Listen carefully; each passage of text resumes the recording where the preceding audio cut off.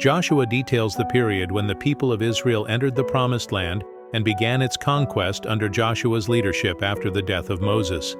The book focuses on the conquest and distribution of the land among the tribes of Israel. Judges follows immediately after Joshua's period and describes a time when Israel had no centralized monarchy, but was instead led by temporary judges. These judges were raised by God to deliver the people from various periods of suffering and oppression, which came as a result of their disobedience to divine will.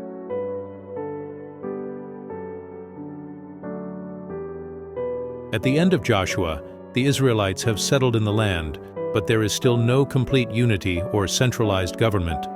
In Judges, although Israel occupies the land, each tribe faces its own struggles, and there is no unified leadership.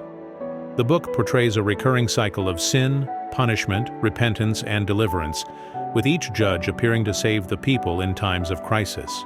These two books are historically and thematically connected. Judges follows directly after Joshua, continuing the story of Israel's experience in the Promised Land.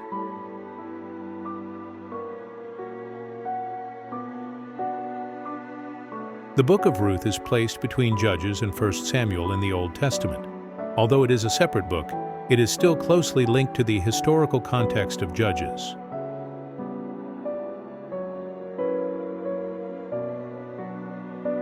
The events of Ruth take place during the time of the Judges.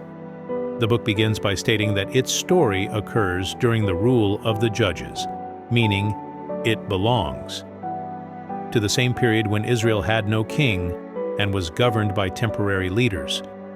This was a time of instability and chaos, as described in Judges.